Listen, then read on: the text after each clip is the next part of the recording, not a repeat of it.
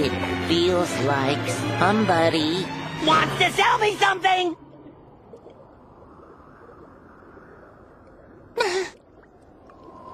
I told you he was on to us!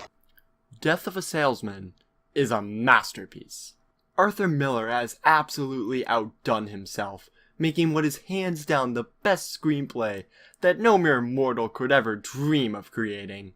Annie, get out of here. Romeo and Juliet, child's play.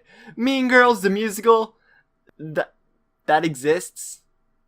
That actually exists. Oh my god. A revenge party, a party that ends with lions in a Roman arena. She has everything, she gets everything. Regina. Regardless, Death of a Salesman is still supreme. I'm such a fan, in fact, that I even took initiative and renamed myself officially and legally to Salesman. And now, I'm currently waiting for my death so that I don't have to talk about this appalling, overrated atrocity. This is, without a doubt, my least favorite thing that we've had to read for this class. I'll give Mark Twain credit. While the accents in Tom Sawyer may have caused me to want to hold the entire state of Missouri for ransom, at least they were accurate. And more importantly, the story of Tom Sawyer, once you get past the weird writing style, is really neat and cool and good. Death of a Salesman is boring. The entire first act consists of a person saying that they wasted their lives and calling their son a deadbeat.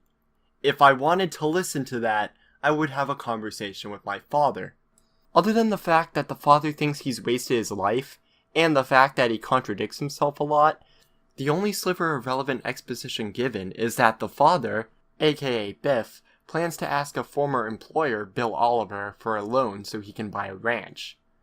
Other than that little bit, nothing important happens in Act 1. In addition, though I haven't read Act 2 yet, from the research I've done, most of the play appears to take place in Biff's house, and a lot of the play is dialogue-based.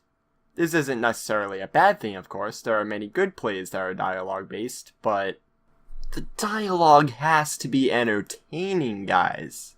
The only thing that could bring a dialogue-centered stage play up with terrible dialogue is the actors' performances. But since we're reading it from a book, it's unsalvageable. Hopefully, despite the same dull location, the play will be able to pick up during the second act. And if it does, those two people that decided to spearhead the discussion for Act 2 are even luckier. And you're already pretty lucky. Even if it ends up being just as boring, at least you have over a week to do this. We had 3 days. If I can indeed judge the play just from Act 1 though, I wouldn't dream of selling anyone a ticket to such a boring play. If you're curious as to why I decided to pre-record this instead of just saying it in person, I mostly wanted to make sure that I got all my wording correctly, since in person, my social skills and wording ability works about as well as Dropbox. With that out of the way though, I'm going to move on to the real me for some questions. Take it away, real me.